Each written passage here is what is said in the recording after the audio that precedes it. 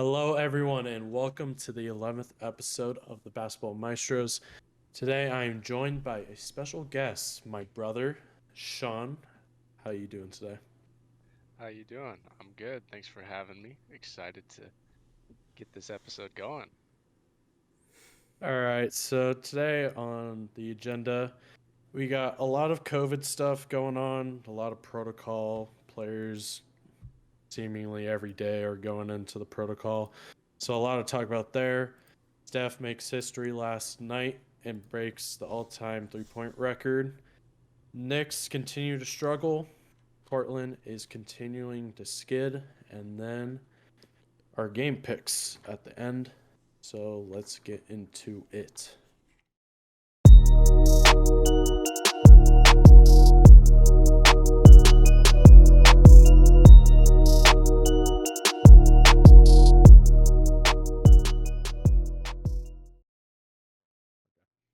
All right, starting off with the protocol news. It was reported a couple minutes ago by Shams that the first Omicron case was reported in the NBA. Don't know who the player is, but that's a lot to be concerned about. And we got a lot of teams with players and protocols.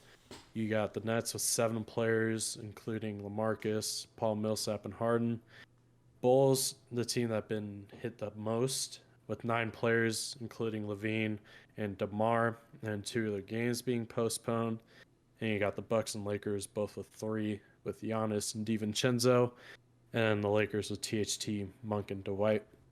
Honestly, it seems like COVID is really hitting the league hard ever since Thanksgiving happened, and it causes a concern about potentially having another little shutdown.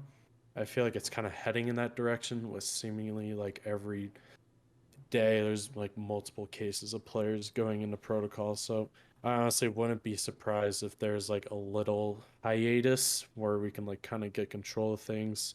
Players can get healthy and their teams can be ready to go as we continue to go on in the season.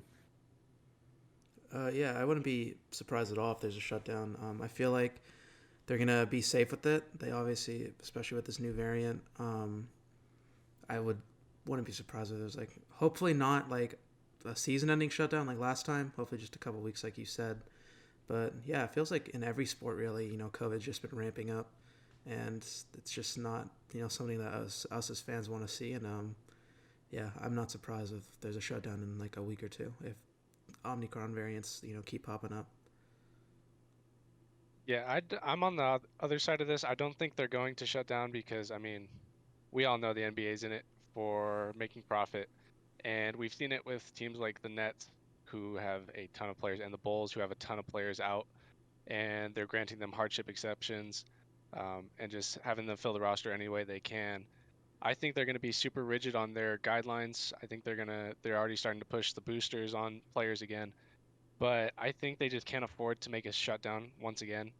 And the fact of the matter is, they went with an 82 game season again this year. I wish they went maybe 72 like they did last year, so they have that little buffer zone of being able to schedule teams later in the year to get those games back if they're too riddled with COVID protocols. But I think at this point, they just can't afford to let it go. And I think it's just going to be a pain that every team has to go through. Luckily, my team, the Clippers, has only had one protocol player, and that was Nick Batum. I'm sure very soon we'll be hit with it soon too.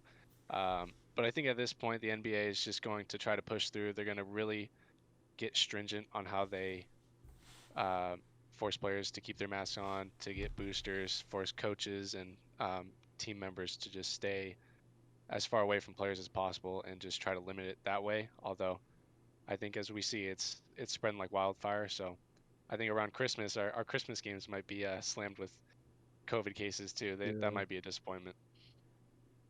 Yeah, you make a good point. The NBA has been kind of strict with it.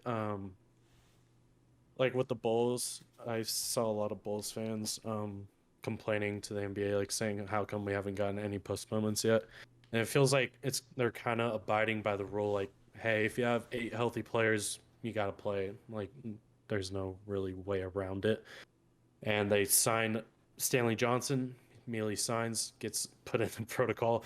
So that was kind of unfortunate. But yeah, the boosters or something, they're, as you said, they're going to push pretty hard for players to get so they can keep pushing this season along. But yeah, I don't really see this slowing down anytime soon because just everyone is just seeming to get it, and it's kind of hard to get a good product out there for most teams. So it'll be interesting to see if we can kind of get back to normal or if this is like kind of going to be a thing as we deal with for the rest of the year.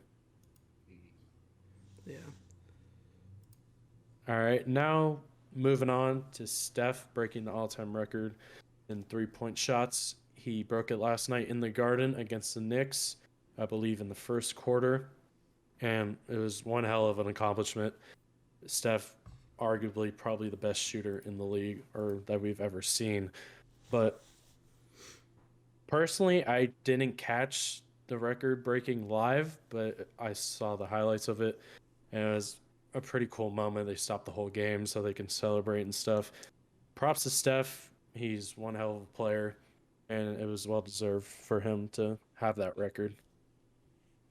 Yeah, it's it's like really cool like to see these moments, that we get to live in, and breaking a record like that is crazy. And honestly, like by the time he ends his career, he might be like way above like 4,000 or something. So it'd be really interesting to see how much further he can go with the record, and I'd really like to see when he retires, how fast it'll be broken, because I feel like with all these shooters coming to the league, I feel like it easily could be broken depending how high he goes with it.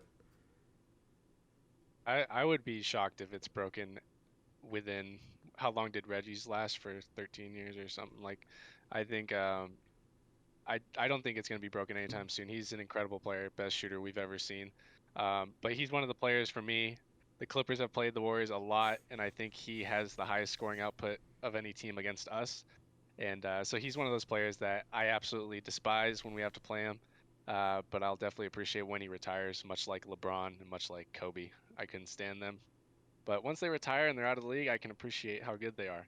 So props on him, but I hope we don't match up with them in the playoffs anytime soon. Yeah, I kind of agree with that. Whenever Steph came into town, I always dreaded playing him. But it feels like for the past like couple years, he hasn't gone too insane on the Lakers, which is good. But yeah, he's one hell of a player. And I kind of had like a hot take kind of on Steph. Uh, I personally don't think he'll be the greatest point guard ever. He's probably the best shooter ever we've ever seen. But I think Magic will definitely hold that best point guard spot, honestly. I don't see him being a best point guard ever, honestly. Yeah, I don't. Has that been the talk? I don't think I've ever considered him like an all-time point guard. I think he's just an incredible shooter. Because I mean, all-time points. I mean, you got Magic, Jerry West. I mean, Stockton, Chris Paul. I don't think Curry holds a flame to any of those guys. But just in terms of raw scoring output, I think he's up there. But yeah, I don't consider him an all-time point guard either. Yeah, Yeah, I no. feel like. Go ahead. My I bad. I think like he's obviously like a great shooter like you said, but yeah, I'm kind of with you there. I feel like his playmaking and like as an actual point guard isn't like up to like Magic and other players like Jerry West and stuff. So he's like I think probably like the best scorer out of all those players, 100%. But I don't think of a true point guard. I don't think he's the best one of all time. Yeah, whereas like Chris and Magic and like they uplift their other Yeah, teammates via their playmaking and stuff. Steph uplifts his teammates by the attention the defense has to commit to him and doubling him very high on the pick and rolls. That's how he makes his teammates better. Not necessarily by his passing ability, but just how much the defense has to respect his shot from half court in, basically. Yeah, it's just like I've seen it like multiple times on Instagram for like a couple months where it's like just saying how like they think Steph is like the best point guard ever that we've ever seen, and it's just like really stupid, honestly. It's just like it's very like clickbaity, yeah, and it kind of drives me insane because like yeah, he's a great shooter, but like I really don't see him ever touching like a player like Magic who's just tall as hell, can score at all levels, can pass the rock, can rebound. And it's just like something I want to put out there. He's a really good player, but I don't think he'll ever be that high on a like point guard ranking scale kind of thing.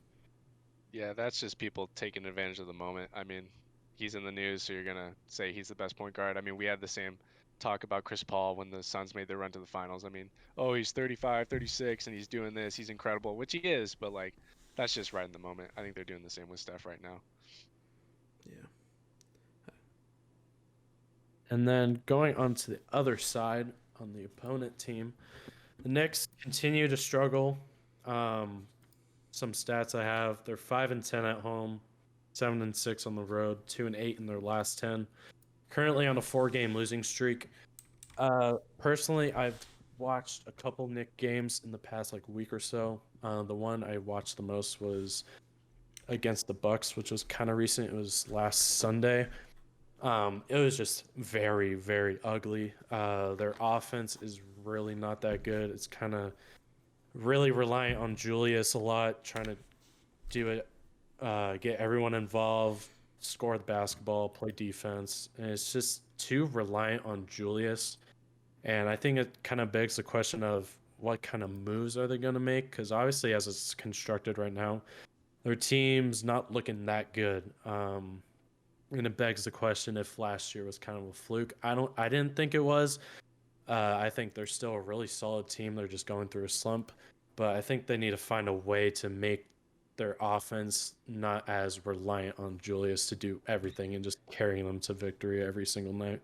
Yeah, I mean, we saw it in the playoffs last year. It's kind of the same thing. I mean, it was just like all reliant on Julius. And, RJ Barrett's kind of fallen off a little bit this year. His shooting's down, so not what you want to see as a Knicks fan. And you bring in guys like, you hope Kemba can help. And obviously, he's out of the rotation as of right now. You bring in Fournier, and, Fournier's fine, but, I mean, he's not like a guy who's going to put up like 20 a night. He's not like that answer. So, I mean, I feel like it's just mostly offense.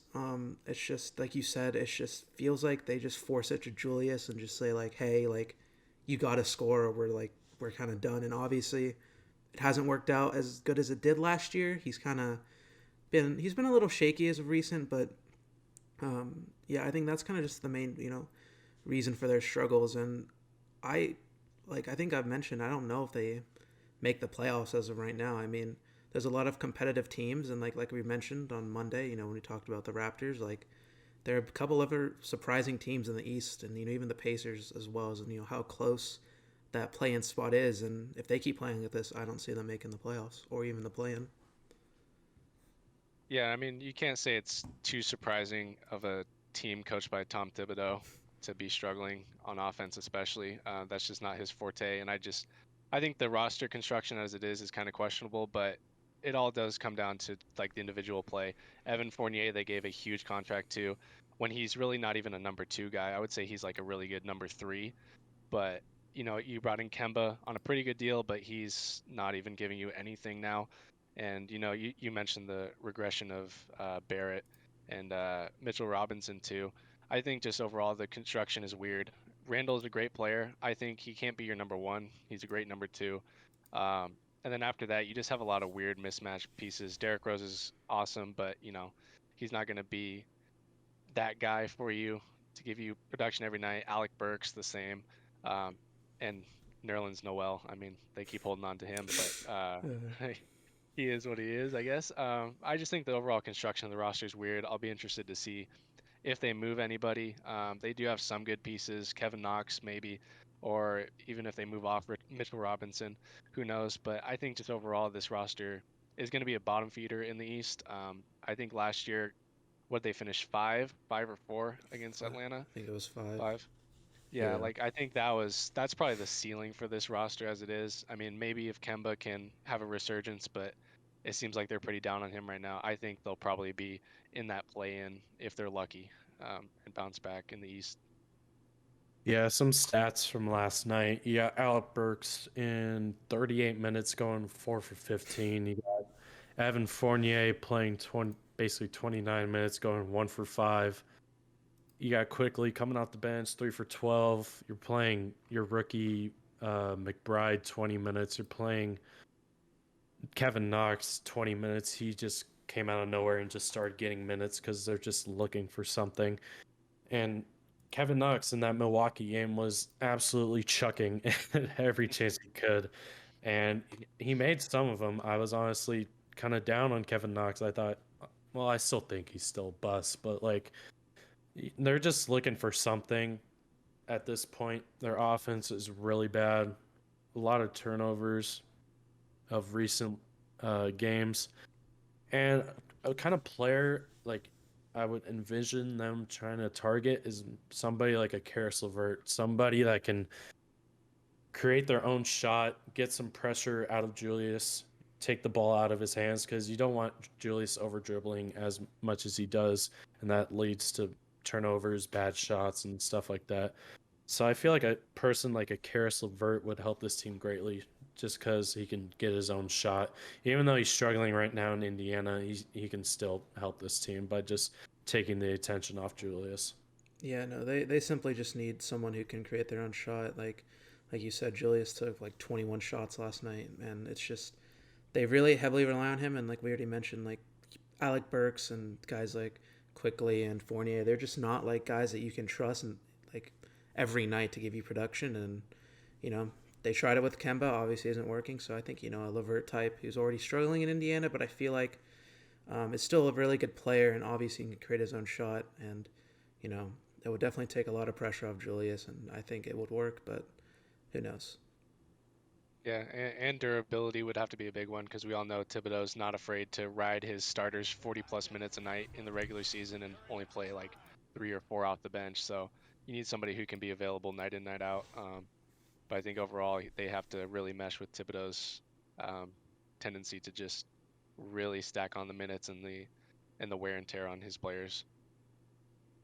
Yeah, and you got some good assets. You got Obi, you got RJ. Don't know how much they value RJ. You got Mitchell, as we mentioned. You got a guy, Nerlens, you can possibly move off of, but you just re-signed him.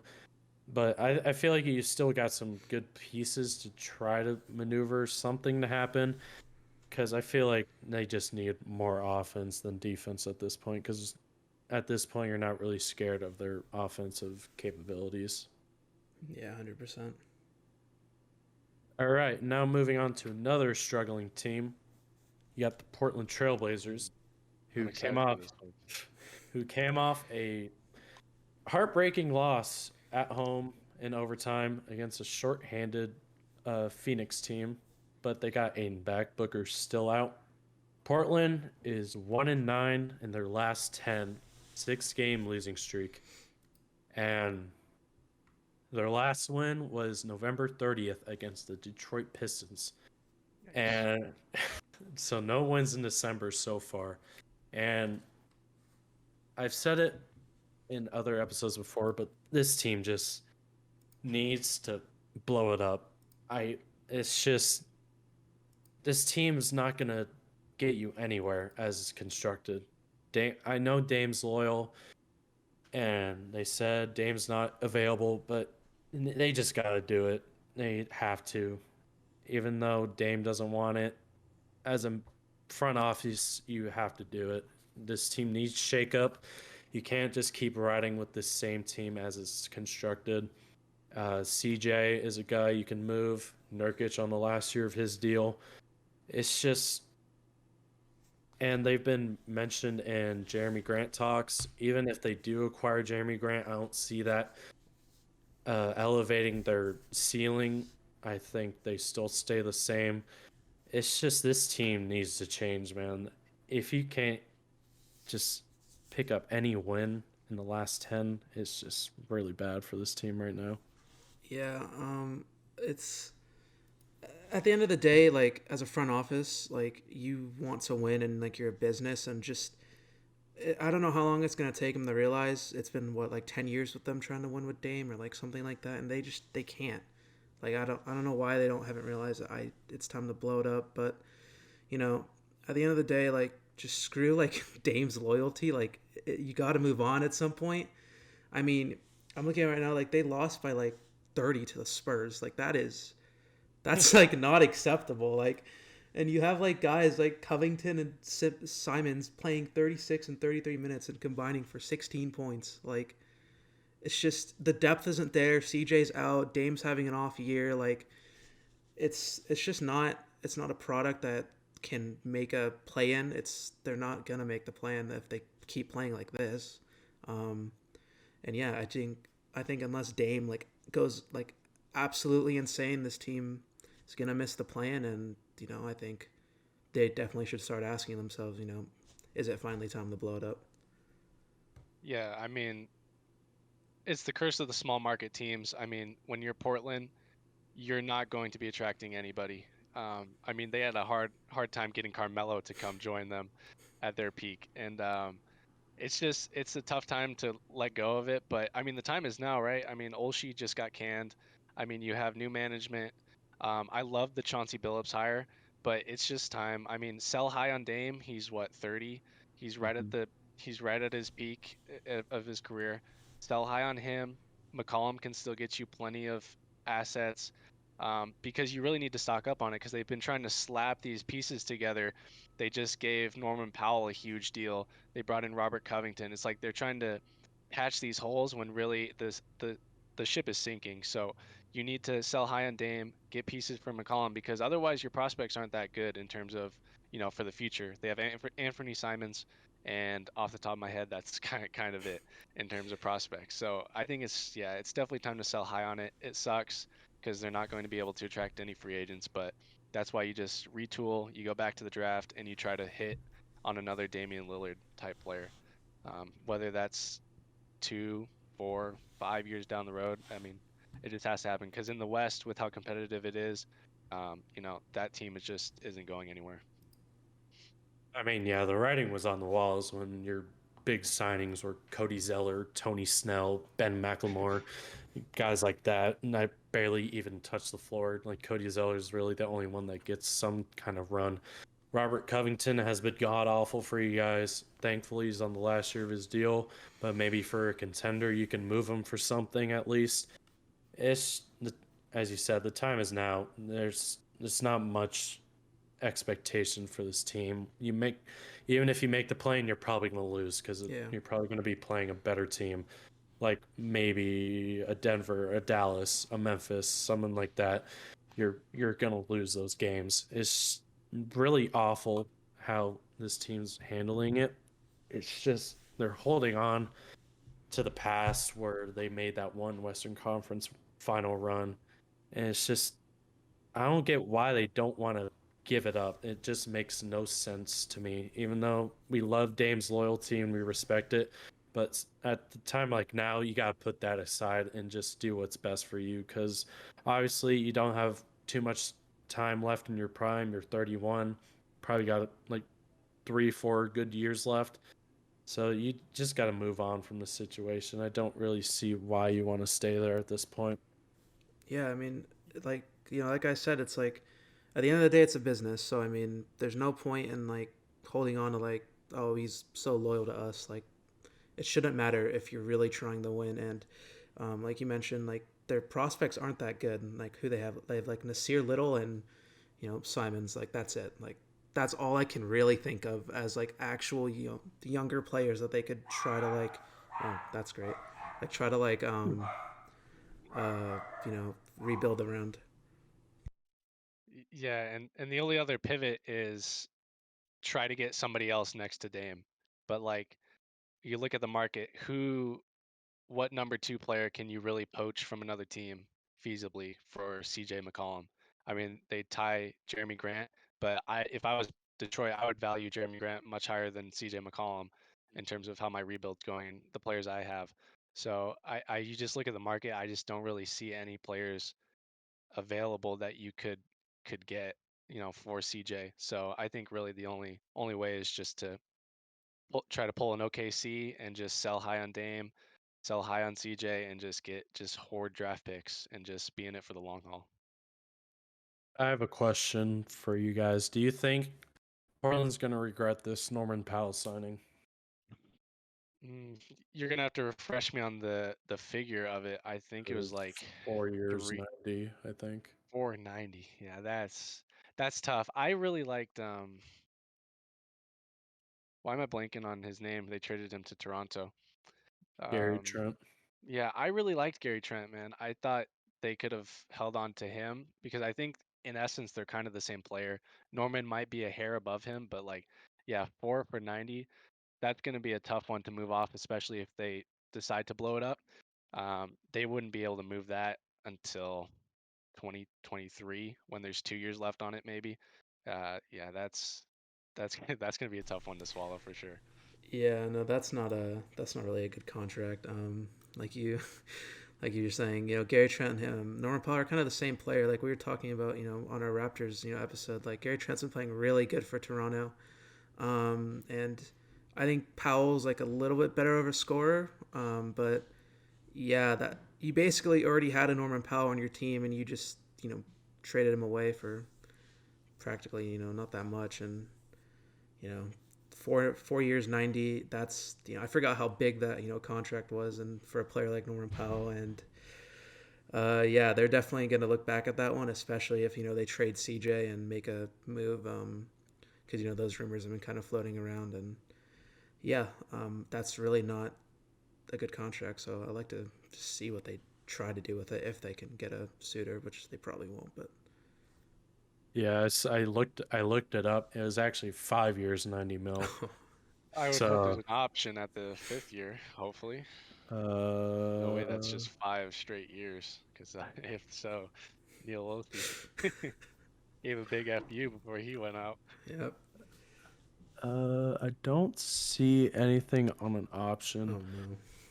There might be one. I'm not too sure, but last year of his deal, he's making 20 mil, so that's not good. Um, yeah. As I said in the Raptors thing, when this trade of Norman and Gary Trent came to be, I thought it was a neutral kind of thing, and then Gary Trent really spread his wings and just showed his true capabilities of a really good 3-and-D. And now Norman Powell's kind of at a weird spot. They play him as a 3, but he's not really that because he's too small, but they play him there. And it's just kind of weird. You'd like to see him play a 2, which is his actual position, but you obviously can't do that with CJ there. So maybe if they do like a retooling kind of thing, you can slide Norman to a 2 so he can actually play his position. But Portland in a very interesting spot.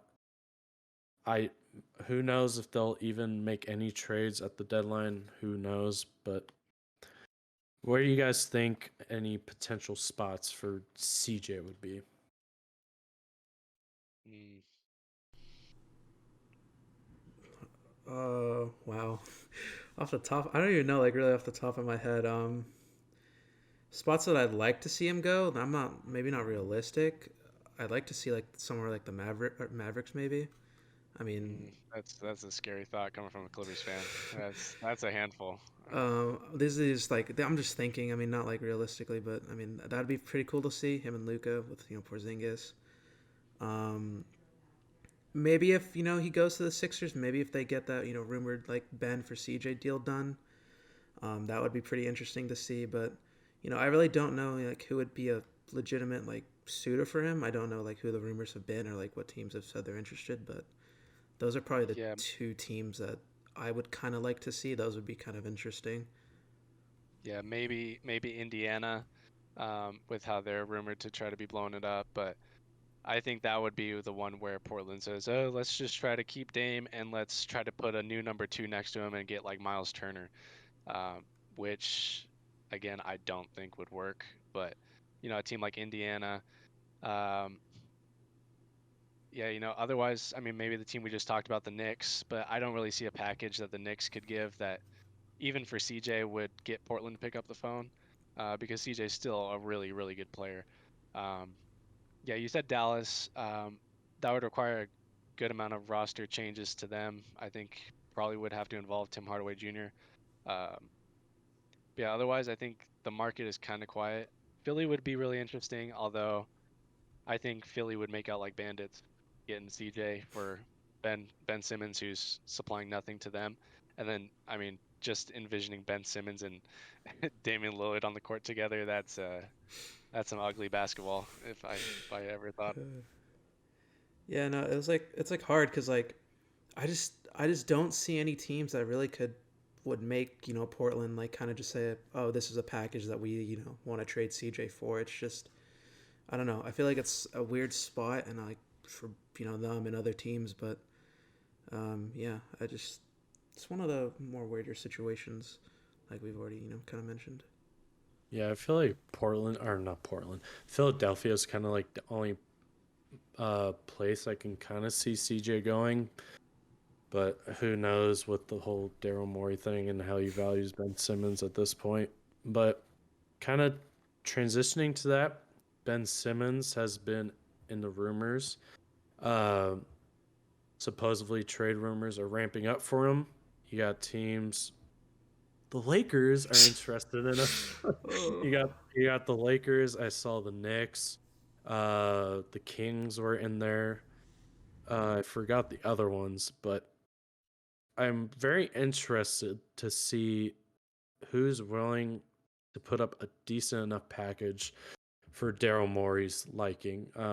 I honestly just want to see a Ben Simmons trade at this point. I want to see if Morey caves in a little bit and doesn't get the desired package as he thought he would, or if he's going to get more of an overpay from Ben and talk teams into paying more. I just want to see what team thinks they can make Ben Simmons work. Yeah, I mean, like some of those teams you mentioned, I'm like trying to look at it, and I don't know why a team like the Kings would, try to get him. I don't know why a team like the Knicks would. I don't think if you get him on the Knicks, I don't think that solves their issues. Putting him on the Lakers would be, that would be pretty. Like I was saying I was telling you a couple days ago, I would love to watch those games just for pure comedy, not for like actual basketball. Um, but I feel like the Sixers aren't going to get as much as they've been wanting. I don't think most teams really want to give up as much as like there's some rumors like they wanted like multiple first round picks and all that. It's just like for Ben Simmons, no. I mean, he's just I think he's a good defender. He's a really good scorer in the inside, but obviously the shooting is like it just is scary for any team. And yeah, it's just I don't really see many teams wanting to give up that much, so I don't really know where he'd go, to be honest. Yeah, I mean, personally, I'm still pretty high on Ben Simmons. I think just his physical attributes are just too much to pass on. But I think whatever he gets traded for is not going to be indicative of how much he's actually worth because Philly has no leverage. I mean, in trade talks, I just I have a lot of ire for Doc Rivers after what he did to us in the bubble, but just the way I just don't understand why he had to give that answer after they got eliminated when they Yes. asked, "Is Ben Simmons the point guard?" Like, why couldn't you just say that's a topic for another day? Like, why'd you have to say I don't know, as if like you wanted him out? It's just like do that behind closed doors if you want to trade him. And like now, I mean, Ben can just keep sitting while teams keep lowballing Philly, and if Philly really wants to recover themselves in the Eastern standings and actually make a run at this thing, they have to move him. So, I mean, they just have to sit and wait, and then whatever team kind of feels like they need to pull the trigger on a move, I think Ben would be best suited to go to a place where expectations aren't very high, where they might still be rebuilding. Um, you know, whether that be a team like the Knicks, although I think that would be too much attention on him playing in New York, but maybe a team I don't know, maybe going to Houston if they package some of their assets, Orlando. Um, you know, Sacramento might be interesting, but I think they have too many guards as it is already. But I think another dark horse might be Cleveland as well. I think Cleveland could maybe take a spot at them because they're really experimenting with the tall lineup. But yeah, for Philly, I mean, as much as they want to get as many assets as they can for Ben Simmons, it's just not going to be there in terms of leverage that they have right now. I mean, the Kings would honestly be pretty interesting. De'Aaron Fox looks really pissed off in his interviews. He looks like he definitely doesn't want to be there, which I don't blame him. It's the Kings. They haven't made the playoffs in a decade. So I wonder if De'Aaron's going to request a trade anytime soon. I wouldn't be surprised. Maybe you package De'Aaron in a Ben Simmons trade, possibly. I don't know. But that would honestly be kind of interesting. A team that I've said that I would like to see him go to is a place like Minnesota, where you package D'Lo and some other pieces and some picks for Ben Simmons. I think that would honestly bring some new life to Cat. Cat really just needs a winning team at this point. Even though the Timberwolves are still in the play-in consideration, I still think they're a pretty good team and play-in worthy. I just think Ben Simmons would be a good guard for Cat to have, honestly. D'Lo is always missing games here and there, and it's kind of inconsistent for Cat. So I feel like the Timberwolves would kind of be an interesting place to see Ben play, honestly, if he wants to play in like a low-key kind of market. I think another one for that would maybe be San Antonio. I mean, they're a weird team. I never really know where they're trying to go, if they're going full rebuild or just trying to retool. They're in rebuilding mode now as it is, but maybe if you center something around Derek White or DeJounte Murray, if they're not so high on DeJounte as their guy going forward, maybe that could be interesting. But I think an X factor for that one is how long Greg Popovich wants to stay, because I think his coaching for Ben would be pretty interesting for his development for sure. Yeah, I agree with that. That would be interesting to see Ben in a good system environment like Greg Popovich. I feel like that would definitely benefit him a lot as well. And now a topic that I kind of just thought of on the spot. I saw, I believe it was yesterday or the day before, where it was rumored that the Lakers are having internal discussions about trading Russell Westbrook. Personally, I don't. No team wants Russell. Let's be honest. No one wants him. And as an optimistic Laker fan, I think it's kind of irrational to give up on him like 20 something games in. And he's shown spurts. He's kind of turned that corner. Past 2 games against Memphis and Orlando, his erratic passes reared its head, and his high turnovers went up for a little bit. But he had a good stint of putting some good games together. He took care of the ball. But if you're a Laker fan, don't expect Russell to get traded. I'd be shocked if there's a single team interested in Russell Westbrook, especially with his huge contract and his play style not really matching with today's NBA. I'd be very shocked if the Lakers traded him. Yeah, he's not going anywhere without picks. I mean, people say, "Oh, you can't move that contract." You can, but with picks. Yeah, he's not going anywhere. Matt, what did I tell you when you guys traded for him? I was like, "Where's the spacing?" He's just when the playoffs come around, teams are going to be begging him to shoot the three-pointer. They'll be sagging off of him like crazy. They'll be doubling AD in the post. Um, the Lakers can complain as much as they want about Russell Westbrook, but I don't think the problem is Russ. I think the problem is just the weird construction of the roster. I've always just viewed it as like an auto-generated 2K roster. Like you make the trade for Russell Westbrook, and then you're like, okay, I'll sim the rest of offseason and let my computer sign whoever. So I think just the rest of the roster is weird, and because they're all minimum deals, the Lakers just really aren't going to be able to do much except for waiver wire pickups and just playing their brand on free agents and seeing if they can pull them. But yeah, you guys are going to be riding with Westbrook for a while. We'll see how it goes. It definitely depends on the matchup you guys get in the first round, but yeah, I don't think he's going anywhere, no matter how much Laker fans want to hate. But I don't think he's the sole reason why they're not so good, for sure. Yeah, Westbrook isn't going anywhere. As much as you know, you can complain, as much as I can complain, he's just you gotta really accept it, and he's just not going anywhere. He's been a good player. Obviously, he's a respected player, but obviously here in the beginning stages of this season, it hasn't gone really well. Like you're saying, he's like crazy passes that just turn into turnovers. It's just kind of funny to watch sometimes, but I'm still gonna give it some time. Like you said, he has shown some flashes. There have been some games where like, all right, this is the Westbrook that you're used to seeing, and Yeah, one of the concerns has been spacing. Watching him shoot the three is very scary at times. So, yeah, the answer to the short question, he's definitely 100% not going anywhere. But yeah, it's. I still have faith now. Like you said, we're kind of optimistic.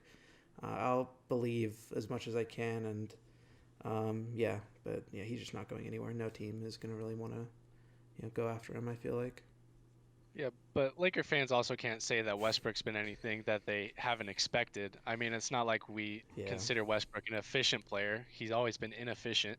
He can give you huge individual performances, but I mean, it's just the inefficiency, the inconsistent three-point game.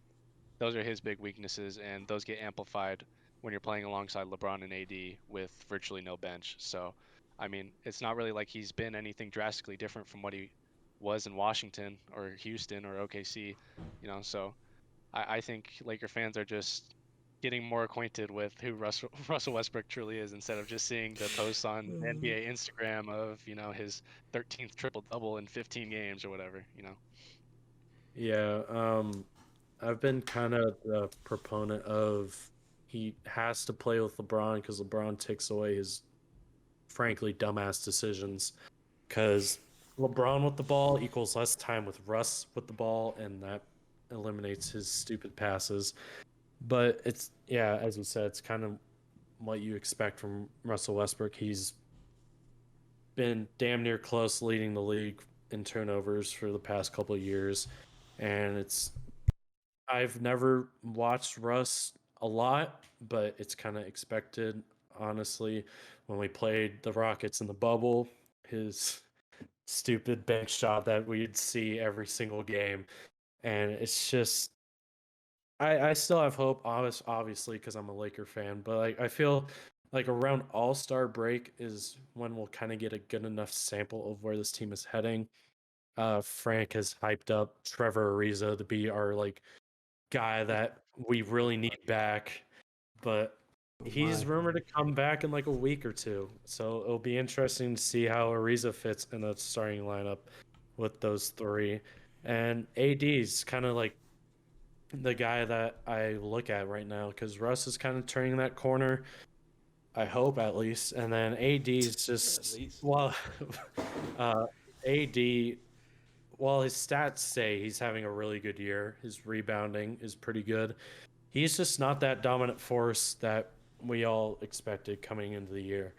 Um, as we saw in Memphis in the fourth quarter, he was getting absolutely demolished by Steven Adams. Steven Adams got every offensive rebound over him. It was just really bad to see, and it kind of begs the question, or at least for me, is AD at the five really the answer? Because yes, for offense and spacing purposes, I can definitely see why he has to be at the five.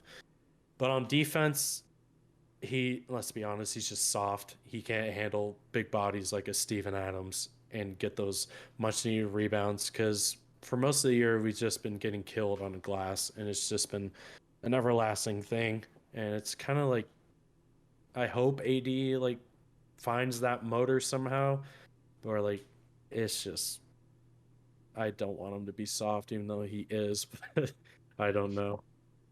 AD at the five is the answer. I mean, I've been saying it to you, Matt, all the time. It's like until AD consistently plays the five, you're not winning. You can win some regular season games, but in the postseason, you're not winning games running AD and Dwight Howard or AD and DeAndre Jordan. It's like you're not winning games like that. You need to play AD at the five and have an enforcer at four who can help because AD just clearly doesn't have the mentality to play the five, at least on the defensive end. So if you can get a tough-nosed four next to him, maybe Trevor Ariza can be that, although I question that with his age and his availability. But he needs that player at the four alongside him to be able to help him on double teams and stuff like that.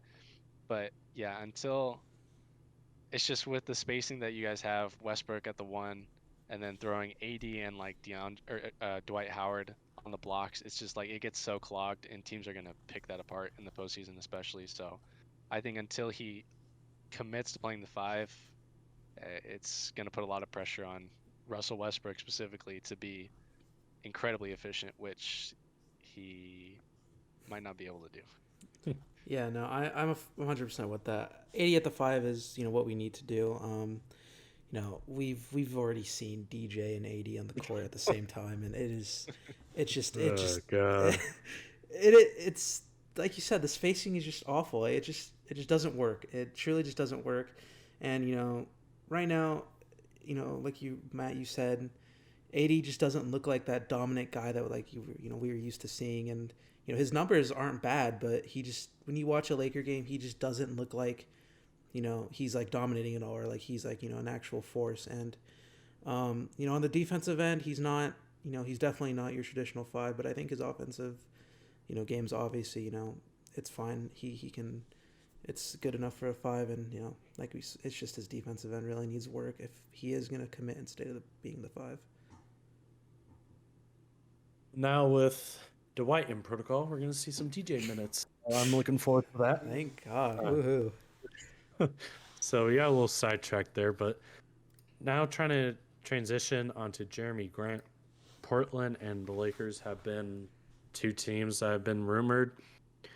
Another guy that the Lakers I don't see getting unless Detroit really, really, really, really likes THT, then by all means, you can have him. I'll take Jeremy Grant. What NBA team wouldn't want Jeremy Grant? As I said briefly when we were talking about Portland, even if Portland does get Jeremy Grant, I don't really see that elevating their team at all, or just putting a Band-Aid on it and like, oh, everything's fine now. We're a good team. We got Jeremy Grant, guys, look. But I don't know where Jeremy Grant will go. Obviously, any team can use him. He's a really good player, good 3-and-D type of guy. But yeah, I'm kind of interested to see where Jeremy Grant will go and what teams are willing to give up for him on, I believe, his last year of his deal. Yeah, I obviously, like you said, any team would want Jeremy Grant. I would love to have Jeremy Grant on the Lakers. The Blazers, I don't think it makes sense. I just don't think that fixes, that team overall. But, if the Lakers can just please magically get Jeremy Grant, I would love that.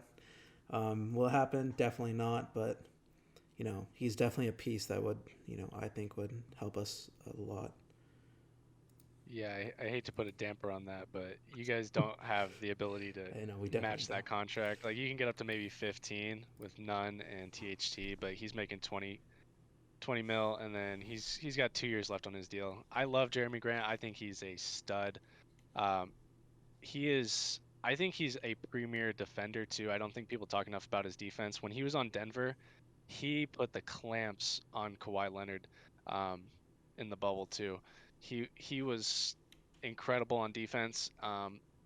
Again, Detroit's just a weird team. I don't know really what they want going forward, if they want to keep Jeremy or not. But I think most any teams, especially contenders, would be just absolutely beating down the door to get Jeremy Grant on their team. Would he go to the Lakers? No. But yeah, he's definitely a premier guy. I'm not sure where he would land. But then again, I don't even know if Detroit wants to move him, honestly. Because, I mean, he's still playing at a great level, even on a terrible team like they are. Yeah, knowing that it's 2 years, they'll probably just field calls for him and see if they get anything insane for him. If not, wait till his last year of his deal and move him there. But yeah, Jeremy Grant, everyone would obviously love to have him on their team. It'll be interesting to see where he ends up. But now, yesterday, Kyrie on his story on Instagram posted a video of himself putting on his basketball shoes. A little ominous video there, possibly signifying that he might be coming back to the Nets sometime soon. It was reported that they had restored hope that Kyrie would eventually come back to the team in some capacity. Obviously, he's still unvaccinated, so he can only play road games. But all the off-the-court stuff, Kyrie's my favorite point guard to watch. His handle's insane. He can score on all levels. He's just a really fun player to watch. I miss watching him on the court. All his off-the-court stuff gets made fun of, but I really love his game, and I honestly really hope he can come back to the Nets and play at least road games at minimum, because I think the Nets really need him if they want to win this championship this year. Oh yeah, I definitely love watching Kyrie, and as you said lastly there, I mean, we've already talked about it. They really kind of do need Kyrie if they're gonna make this championship run, in my opinion.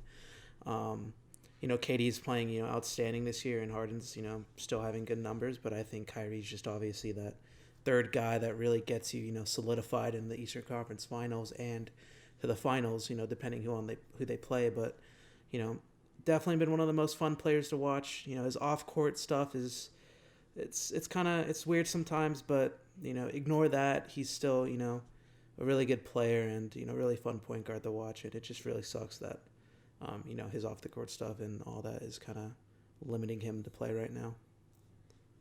Yeah, people at the off the court issues really cloud their judgment. I mean, Kyrie, when he's on the court, he's, if not top 10, top 15 in the league still. He is an incredible player. And yeah, Brooklyn absolutely needs him if they want to have a chance to make a run through the East. It'll be interesting to see, especially with Omicron starting to roll through, if the NBA starts to pump the brakes. I don't know what their solution is with Kyrie, if he did decide to get vaccinated or if he's just going to play road games like you said. But yeah, if Brooklyn can get him back, that vaults them back into, I would probably say, the best team in the East, all things considered, with how other teams have been performing. But they absolutely do need him because he is a top 10, top 15 player still in the league, even though people like to focus on just the off-court issues with him. Yeah, so hopefully Kyrie and the Nets can figure something out to get him back on the court and possibly get a championship. But now, going on to the game picks of today, reflecting back on last episode's game slate, it's kind of rough. The Hawks I picked against the Rockets. They smoked that lead and lost. Milwaukee I picked against Boston. They got smoked. Philly, they were without Joel last second scratch against Memphis. They got blown out. I picked Charlotte against Dallas. They got blown out. And I picked the Suns against the Clippers. Suns got blown out. Mm-hmm. So now my record stands at 42-29. And now going on to today's games, Rockets at Cavs. I got the Cavs, been playing really well and continue to streak, and kind of a believer in this team now, kind of solidifying their playoff legitimacy. Atlanta at Orlando. I pray to God Atlanta wins this because that Rockets game was pretty ugly. Miami at Philly. Two pretty banged up teams, but I'll take Philly here. Pacers at Milwaukee. I'll take Milwaukee. Pelicans at OKC. Interesting one. I am taking the Pelicans here for the very first time in a game pick. So that is something to be monumental. So hopefully the Pelicans make me proud here. Timberwolves at Denver. Picking Denver here at home. And Jokic is insane. That's kind of the only two reasons I need to pick Denver. Clippers at Utah. I'm taking Utah. Is Paul George back yet? I don't think he is, no. He's questionable today. I would guess not for today. Even if Paul George comes back, I got Utah because home court advantage.